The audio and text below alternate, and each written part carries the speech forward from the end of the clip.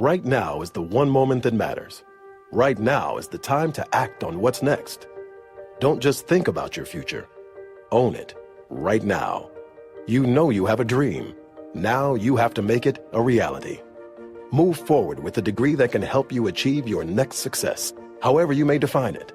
At Strayer University, we can help you get the degree you need, master's or bachelor's, online and on campus. Students have trusted us for career-focused higher education for over 120 years. Own your future by owning this moment. The time is now. The time is yours. Get started today at strayer.edu. Strayer University is certified to operate by Chef. Strayer University has 3 campuses right here in the Raleigh area to help you own your future. Make your dream a reality and learn how to get the degree you need, master's or bachelor's, on campus and online at strayer.edu. Blog Talk Radio. You know what time it is? Time to hang out with Mr. Coop. With Mr. Coop I, with Mr. Coop I, with Mr. Coop I, ladies school. From Mr. Coop I, from Mr. Coop I, from Mr. Coop I, Mr. Coop. With Mr. Coop I, with Mr. Coop I, with Mr. Coop I, ladies school. From Mr. Coop I, from Mr. Coop I, yeah.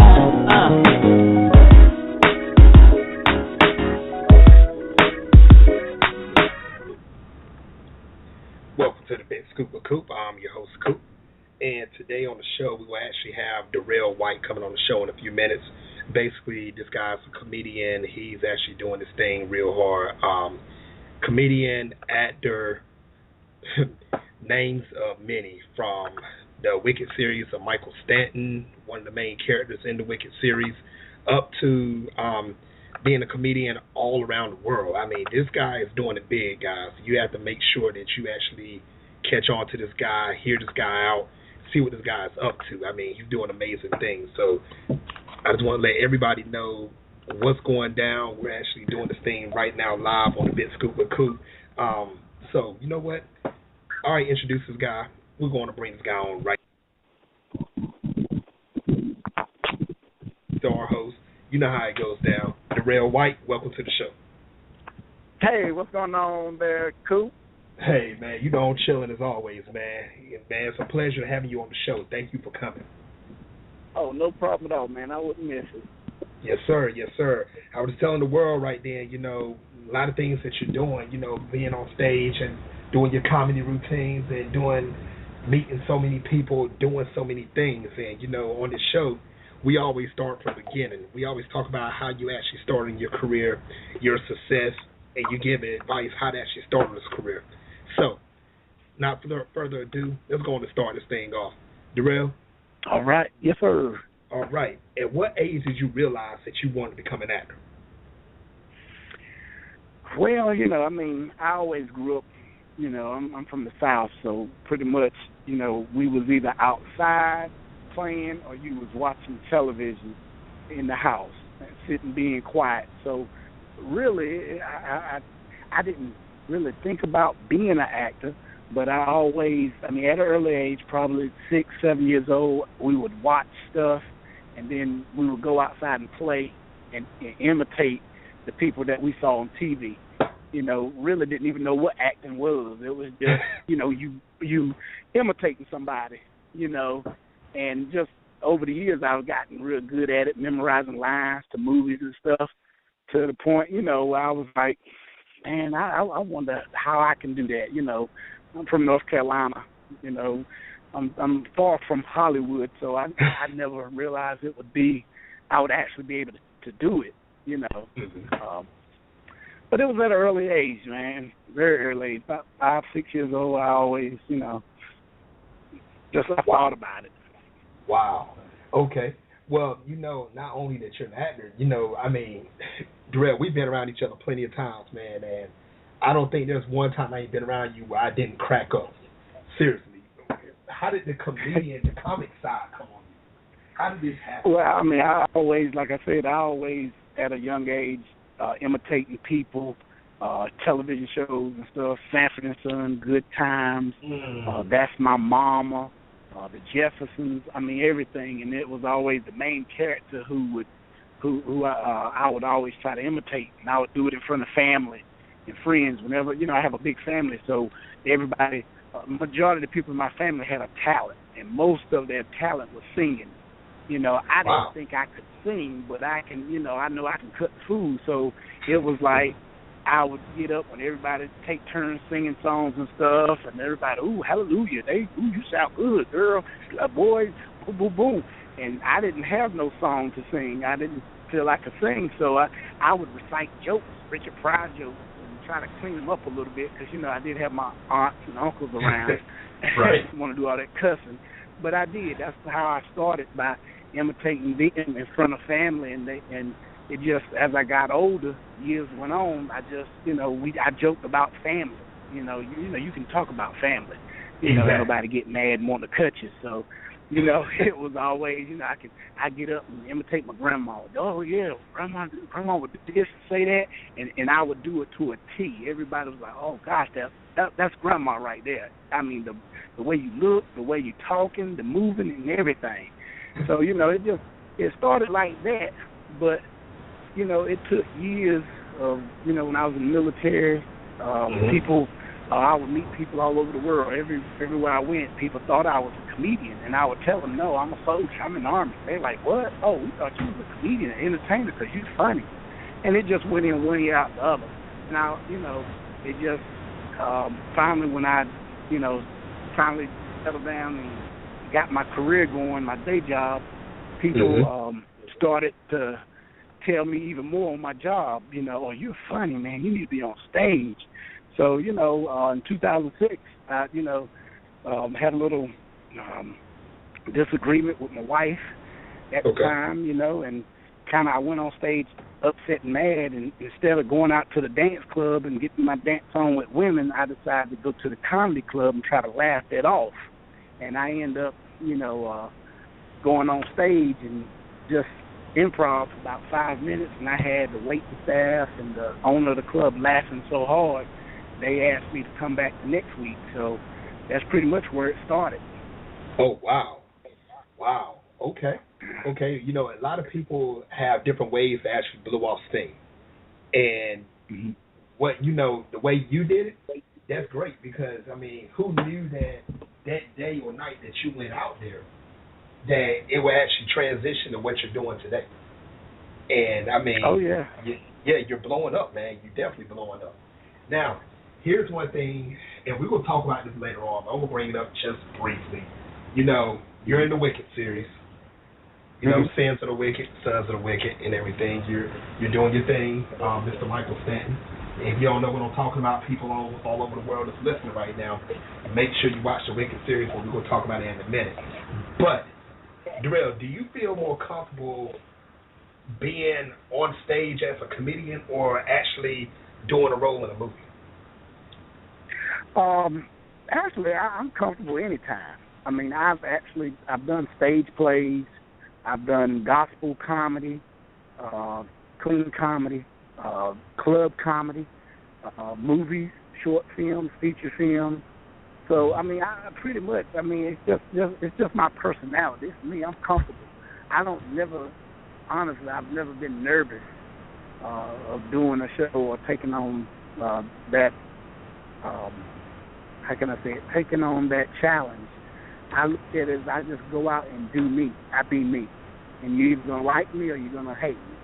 It's one of the two, So, I mean, it's the thing about it, when I'm on stage, I'm being truthful. I'm talking about stuff, and, it's all original. It's all my stuff that I see and that I hear and I do every day. So it's like when it's time for a movie, when I'm playing a fictional character, you try to prepare yourself. Okay, I'm a comedian, but hey, look, let me dig into this character and bring out the best, the best in this character. And that's what I did with Sins of the Wicked. Sins of the Wicked, yeah, there's Sons of the Wicked Series. You don't see me joking I can just go ahead and tell you right now, you won't be laughing at my part, at my role in it. You know, so it is totally opposite of what I normally do. It is, and I mean, I'm not gonna lie, I was shocked when you first did Sin, because I was like, how is Derrell keeping this serious role? But you know what, though, Derrell? People don't know this, though. In between the takes, we were bugging out. We were bugging out in between. Oh, yeah. And you know, I think that was the time for you to actually just release and bring your comedic side on, because we had fun in between the takes. And a lot of people don't know that. When they see Sins and Sons, they probably like, this guy is a straight up serious guy. And they're going to say that. I mean, I've had somebody come up to me before, Derrell, and they said, is he always that serious? I said, you got to get to know him, and when you meet this guy, I said, you can answer that question yourself. I won't even tell half of the people.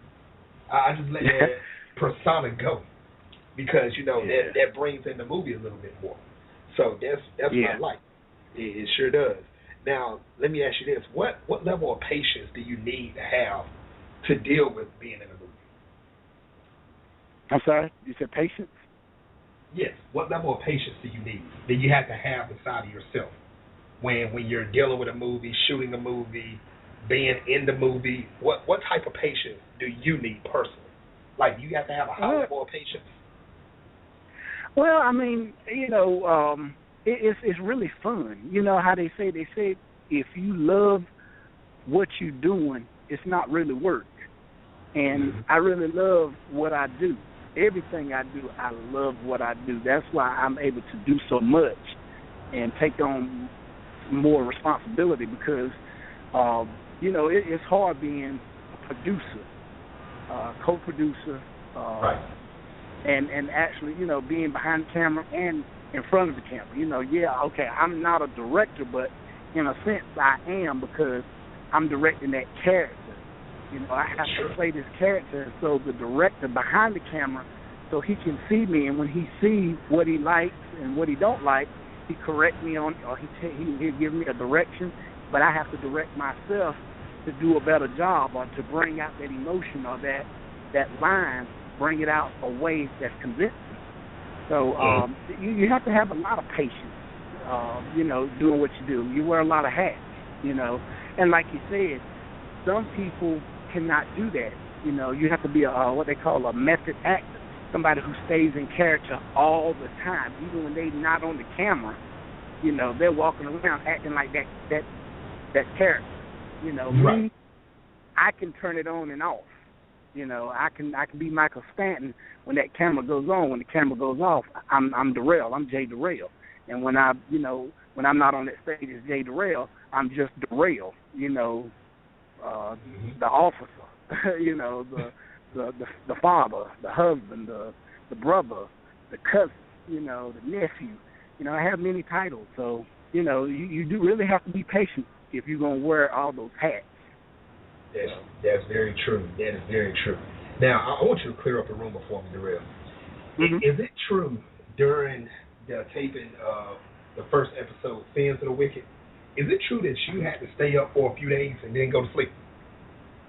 Man, because when I read the part, well, you know, it's a long story, but I'm going to give you the short version of it. When myself and Nick Dalmacy, when we collaborated on this project, you know, it all started with, you know, we talking back and forth. He's asked me a lot of questions about, you know, police and law enforcement and stuff, which I have expertise in. I've been doing that for 15 years.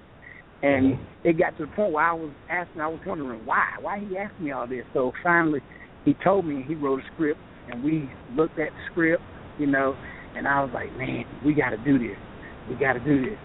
So, you know, he got into it more, and then we finally put it all together, right? And once we started, you know, shooting, you know, I was like, okay, this character, Michael, you know, once I'm reading the lines, you know, I'm going over my head, you know, how should I bring this character out, what this character should look like, you know. That's when I went for that look. I said, okay, to actually look like that, okay, yeah, we're gonna have a makeup artist, but I need to give her something to work with. You know what I'm saying? Right. I got to give her something to work with. So yeah, I stayed up a few days, man, before we shot, and even after, I shot all three. I think it was 3 days. We shot scenes in 3 days. I stayed up pretty much half the night, all 3 days, to get that look, of being tired, worn out, and then, I didn't cut my hair for about 3 weeks. I didn't shave for 3 weeks. I did wash. I didn't. I didn't take a shower. I took a bird bath. You know what I'm saying? I washed in the sink. That's right. I washed in the sink. I had to put my junk in the sink and wash it in the sink. Had to dust it off because you get a little hot out there. You get musty, and that's the first thing that you smell when you get to walking. That scent rises up. Heat rises. It rises to the top. And if you can't smell yourself, then you bad off when you smell yourself.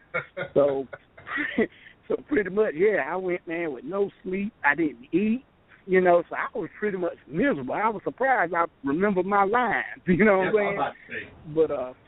But yeah, that's not a rumor. It is true. That was true, all that. No sleep, no food, no nothing. Man, the life and times of an actor. I'm not going to lie to you. That's something that's kind of extreme to a certain extent because, I know a lot of people probably in Hollywood or not even in Hollywood is actually doing movies, period. They have to portray a certain role. But, you went the whole 9 yards in on this one. You really did. And right now, what is and I will jump around on this, but right now, what is your personal feeling towards the Wicked series? Are you happy on what has actually been done already for episode 1 and episode 2? Is there anything that you would change or anything at all? Actually, no, nothing. I wouldn't change anything from Sins and Sons. Both of them are out right now, and I think what it is, by it being an independent film, that there's a lot of hard work that go into making independent film. It's a lot of work. So, you have to put it out there. Social media, Facebook, you have to, send it to other famous producers and distributors and hope that somebody will see your talent, see your work. Because, it's different from, years ago, guys could take a script. They could write a good script and take it and present that script, and they'll read it and be like, okay, well, we'll buy it. You probably get $100,000 for the script. But that's it. Then they'll take your movie, something you work hard on, and they'll turn it all around. It could be a faith-based movie, but by the time they're done with it, everybody in the pastor's drunk and having sex everywhere. You know what I'm saying? That's true. And, when we come here, we say, okay, look, we're going to take it a step further. We're going to do it. We're going to not only do we write the script, we're going to act it. We're going to do it. We're going to put together a team. We're going to have a great DP. We're going to have a great sound guy. We're going to have a great person who edited. We're going to have a great composer. We're going to get real good actors who's hungry, who's fresh faces, because basically our goal is to continue to work. It's just not to put out one good film and everybody look at it and, oh, congratulations, good job. It's not a hobby. This is something that we want to do to be able for the director so people can see his direction and say, hey, I want to hire him to direct this big-time film. I want this guy here. He played that role great. I would love for him. I have a role in mind for him for a big Hollywood blockbuster. I would like, opportunity. And that's not just for myself. That's for everybody in the film, everybody who's in the film. So, even my sound guy, my DP, hey, who is the DP up there? We don't hesitate, drop their names because that's what we want to do it for, because we are a team. If I make it, we all going to make it. If you make it, I hope, hey, I'm on that team. I'm hoping we all make it, That's right. But, yeah, that's the way I look at it. And you see, there's a lot of people out there right now. They're actually out for just themselves. They just say, okay, yeah, look at me in this film, and I want to actually be the star. I want to be the shining light. I want to be promoted. I'm not worried about nobody else. And, that right there, I believe in karma. That'll bite you in the butt. It really will. And people got to learn, man. Got to be a team. If you're not a team, man, a lot of things will fail on you in a heartbeat.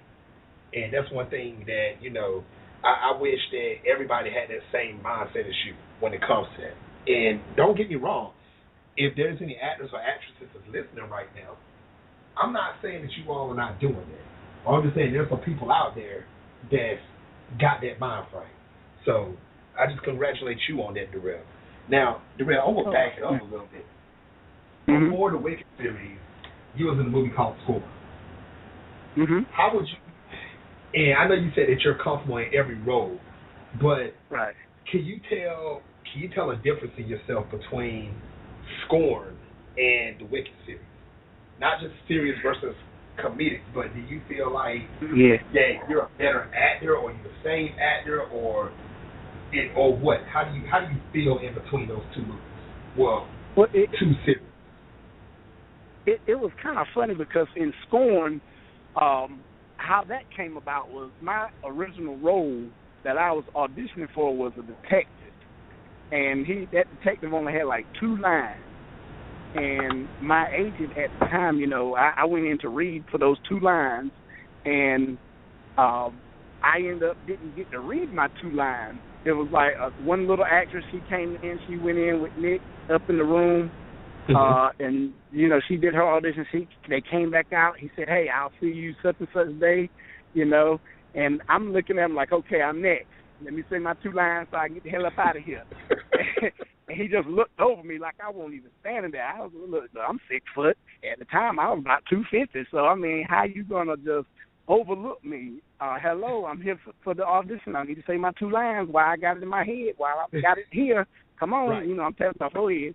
And Nick, who's like my brother now, this was back before when I first met him. He just walked on by me. And he get the cast, everybody, we're going to meet upstairs, we're going to do the table read. And I'm like, table read? I haven't done the audition yet, man. Can I audition for my 2 lines, right? Right. So finally, he asked me, he said, I know you're here to read your lines for the detective part, right? I said, yeah. He said, well, are we short on actors, guys that's not here for their part, so would you mind sitting in reading 2 or 3 parts?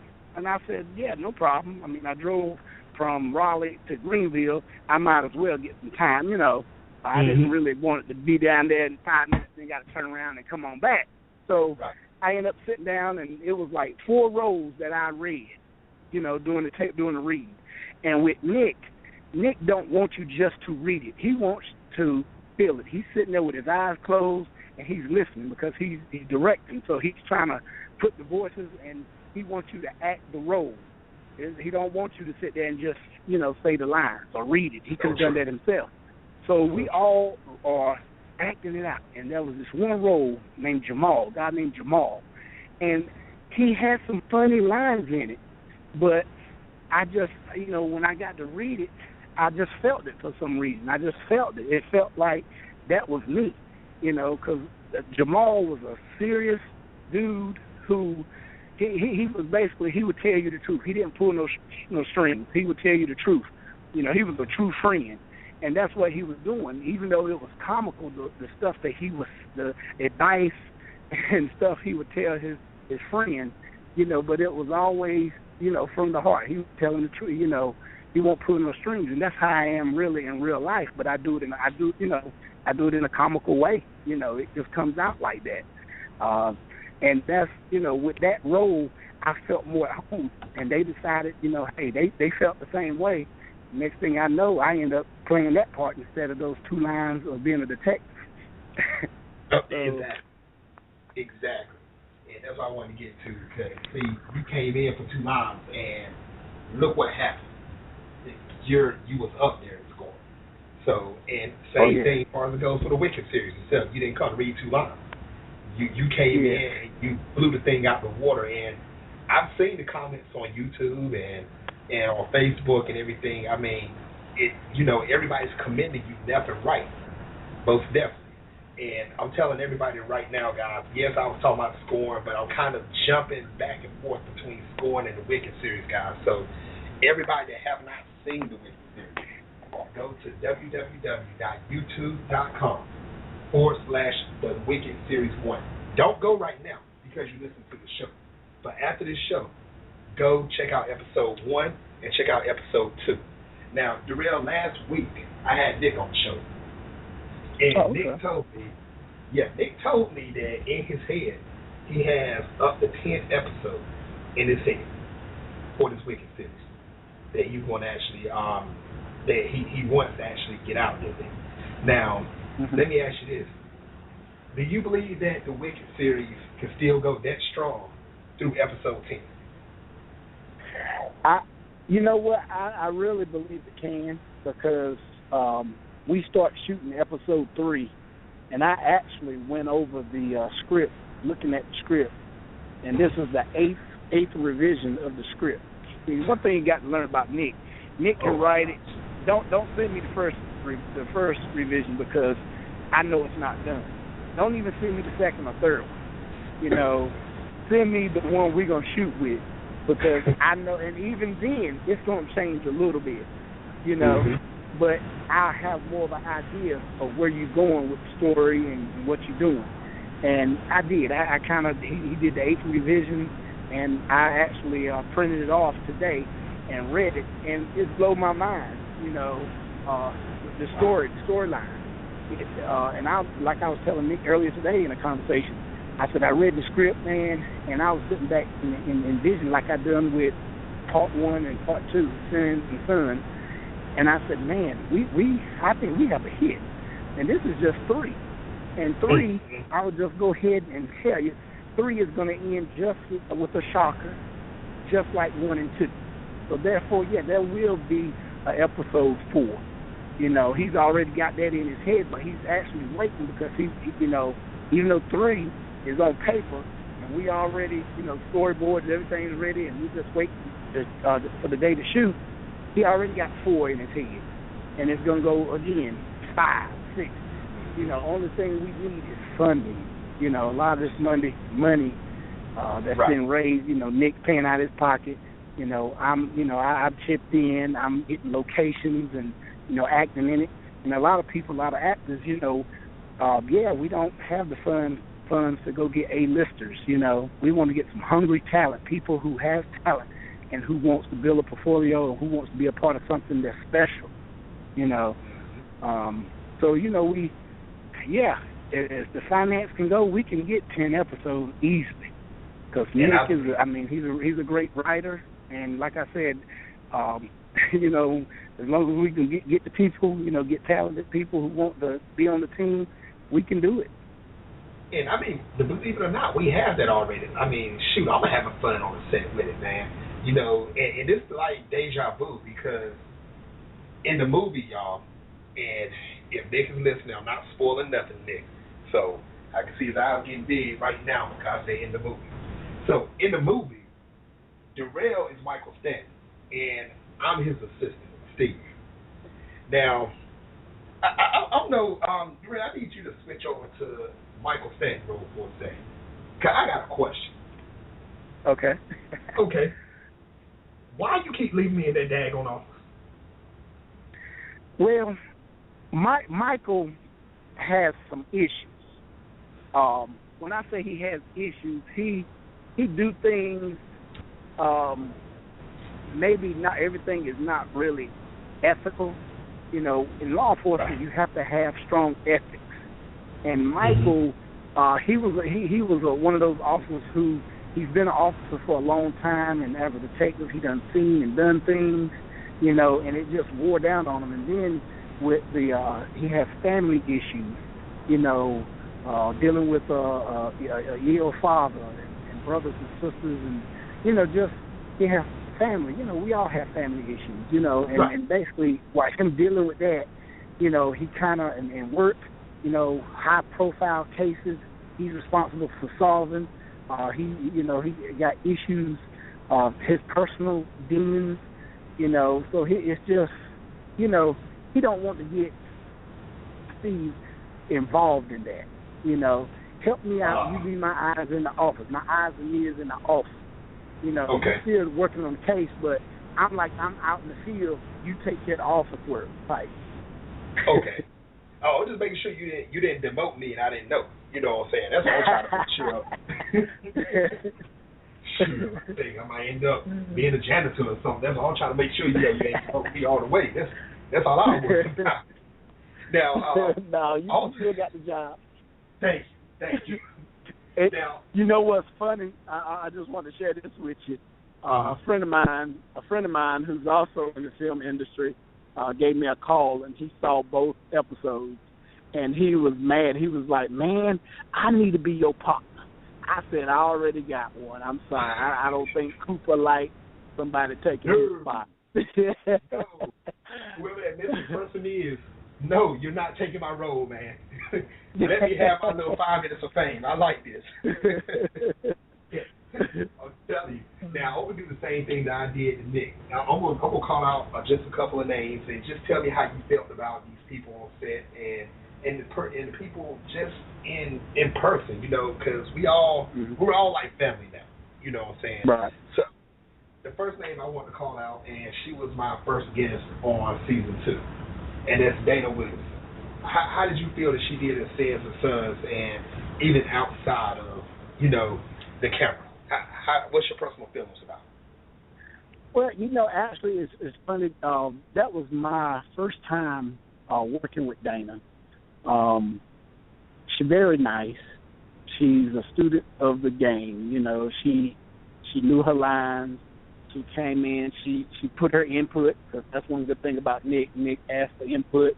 He's not a dictator. He do welcome input. She came in, had some good ideas for her role as far as her appearance and stuff. And, she's very supportive of the film. She traveled for like an hour and a half to and from set. Didn't have no kind of issues or problems. Just sweet, always smiling, greet you with a hug. You know what I'm saying? She felt like family. He didn't. It just very warm-hearted.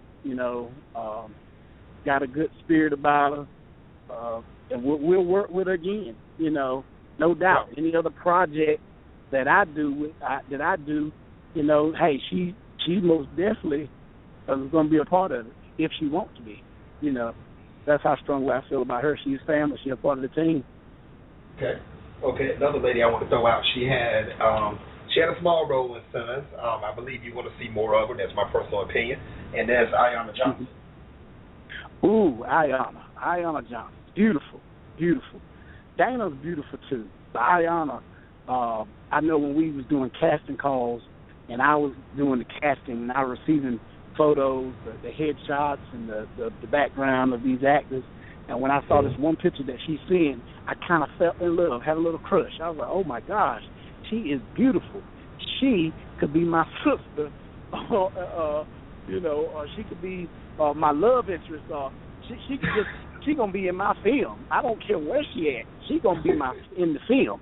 And didn't even know she could act or anything. Haven't seen her reel or nothing. Just beautiful, stunning. She has a background as a model, and I just, like I said, once I met her, there's a lot of beautiful women in the world, but if they don't have the beauty on the inside to match that outside, they're useless, really, to me. Right. And when I met her, she was just as beautiful on the inside as she was on the outside.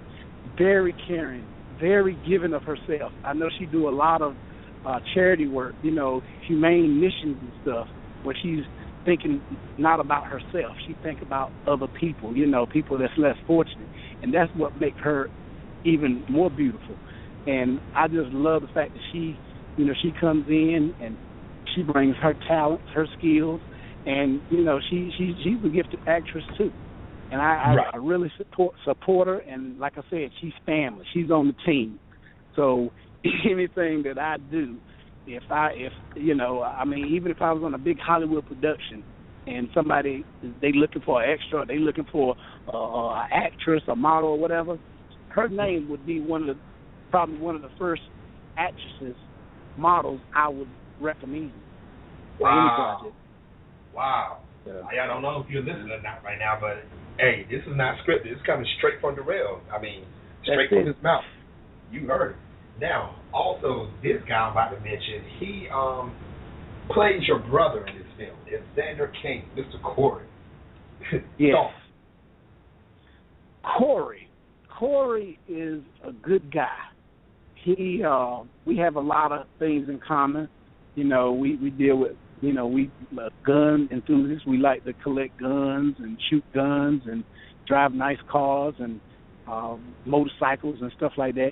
Also, his daughter goes to my school I work at, on my day job. So it's funny.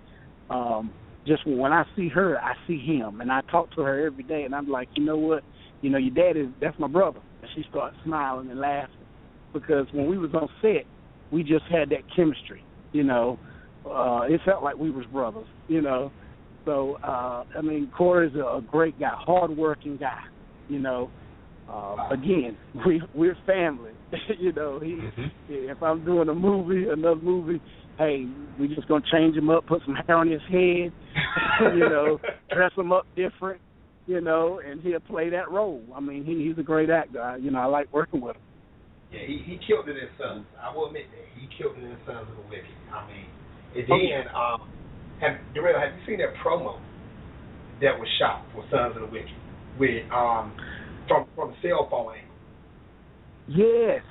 As a matter of fact, I missed that. I was supposed to be there that morning, and I forgot.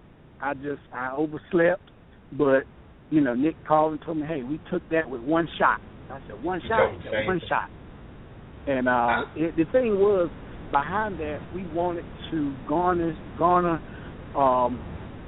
views. I mean, you know, you it's like violence and sex sales.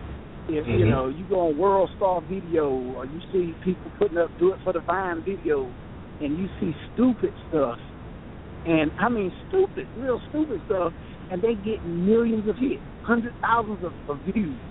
And we try to promote our movie, something that is good, that is well written, good acting, action-packed, suspenseful, and we can only get 50 views. You know, and that's what we didn't understand. So we was like, how can we generate views, interest? So we did that, and we actually, you know, of course, at the end of it, you know, we put, you know, Sons of the Wicked, you know, the movie link and everything, and we still didn't get what we thought we should have gotten. It didn't go viral, you know. Like I said, it has to be something really stupid for it to, you know, to get a lot of views, for people to take interest in it, which is sad because I think the Wicked series offer a very good. A good show. It's a good show. I think all the episodes is just gonna get better. And the numbers are still rising up. I was looking at it today, just to check out the viewership on YouTube. The numbers are rising up. So I mean, people are getting wind of it. I'm getting emails, messages, and some of everything. You know, saying, "Hey, I'm loving this show. Let me know when episode 3 come out." So you know. I'm glad all of us are, you know, I think Nick picked up the right cast because it's the right chemistry for everybody that's in this thing. The right chemistry. Oh, yeah. And that's why I'm ready. I'm ready for episode 3. I'm ready for episode 300. I mean, I'm ready for it all. Man. This is great. Yes, sir. Now, Derrell, one more name I want to throw out there and give me your honest opinion about him, all right? This guy is probably one of your greatest assistants ever. Yes, I'm giving myself a cheap pop world. Coop. Coop. Yes. How did he do? Coop did a great job. I love your voice, man. I ain't gonna lie to you. When Nick told me who was gonna be my partner before I ever met you, I said, Coop. His name is Coop. Yeah, that's my boy Coop. And I was like, all right, well, cool. What is he like? You know, do he look like a cop? You know, what makes you? Did he audition for the part? You know, what you know? And then Nick was like, no, he's just going to do the voiceover. He's not going to be seen in it's just his voice. I said, well, what does voice sound like? And when I finally met you, I was like, oh man, I love this dude's voice. You just got that radio voice and all. I really enjoyed it, and I was like, man, that's all right. And I don't know, man. I just, you know, when we started shooting and we were doing our scenes, I was like, you know what? We got to find a way to get Coop some FaceTime. I mean, his voice is good, but everybody want to know what that voice, whose voice is that? You know what I'm saying? And I'm just glad in Sons we actually got you on the camera got you on, on the camera and see me you. both. And I mean, you got talent, man. You're very good. You're talented. I look forward, like I said, working with you, doing this radio stuff, and it's just, I'm excited to work with you, man. I see, you being in maybe 3, 4, or hey, look, being all 10 episodes. You know what I'm saying? I receive so, it. and I see a lot of voiceover gigs in your future too, because like okay. I said, man, you do have that voice, but hey, you did your thing on screen too. You act that character. I mean, if I was to, and I'm a real cop, my day job, so you actually had, I think you did better than what a real officer would have done, being my partner. And I be around officers all day. You was convincing to me, when I get chills when I look at that episode, and I'm like, daggone, Coop playing that role for real. He looked like he could be a cop for real, a real detective. You was dressed smooth, clean, and everything too. Thank you. Yeah. Thank you very much. And Derrell, we're not going to hold you up much longer. One last question for the whole world. Okay. Now, what advice would you give any male or female, I don't care what age they are, if they want to actually get into the movie industry and they want to become a comedian, what advice would you give them? If you want to become a comedian, what you need to do is start studying other comedians. Pick out who you like, who you want to. I'm not saying who you want to be, but your style. Do you like, say, Eddie Murphy? Start studying Eddie Murphy stand-ups. Watch his movies, his mannerisms. Just different comedians, and then get something to talk about. What you want to talk about. Are you topics? Do you talk about topics? Do you talk about current events, stuff that's going on now? Do you, do you joke on yourself? Do you joke about your family? Talk about family issues, or whatever. Get your material together. You want to write stuff down. You want to carry a notepad and pen with you everywhere you go, because everywhere you go, you're gonna see something, and you're gonna find some humor in it. Take a tape recorder. If you can't write it down, take a little video recorder and record yourself so you can memorize what you're talking about. So then later on you can write it. Write it down or sit down and write. But that's the key. Write material down. Write it down. Keep writing. Keep looking for the funny in everything. You can find funny in everything. I done been to my mom's funeral 6 years ago, and I found jokes at my mom's funeral. Wow. I'm hurting inside because, my mom is gone, but there was so much funny stuff that was going on during the funeral with cousins trying to sing and I mean, just everything. So just write everything down, and then get it together, practice it in the mirror. Do it, get a few friends together, go to open mics and do your open mics. Go to open mics and work that material out. Get better. Get on the stage. Once you get that first laugh, and it's contagious. Once you hear that first laugh at your joke that you wrote, it's gonna be contagious, and you're gonna want to keep doing it. So that's my advice. That's my advice. And one more thing before I let you go. If anybody wants to actually, come and see you live, I mean, if they want to see you on stage, how can they get the information to find out where you're at? They can go to my website, www.jderrell, which is JAYDERRELL.com. I do a lot of stuff. I've been traveling. Like next weekend, I will be in Newport News at Cosby Comedy Club up in Newport News, Virginia. I'll be out there for a couple of days, and then in October, I'm going down to Wilmington, North Carolina. I'm just right now I'm on the road, traveling, doing comedy on the weekends, man, doing 2-day gigs, 2-night gigs. Wow. And between that and shooting episodes and working on and promoting Sins and Sons, the Wicked series, I stay pretty busy, but that's where you can catch me. I'm always on Facebook, at J. Derrell White, Comedy Cop. You can follow me on Twitter at J. Derrell. I'm on Instagram, J. Derrell, so I'm out there. Wow. Very accessible. That's what I'm talking about. And Derrell, I just want to say thank you again for coming on the show. You did your thing as usual. Great information for everything, man. And everybody, you heard this right here on the Big Scoop with Coop. Derrell, I want you back on this show again in future episodes. Most definitely. All right. Thanks for having me. Thank you very much. And everybody, until next time, we'll catch you on the next episode of the Big Scoop with Coop. Y'all have a good night, people.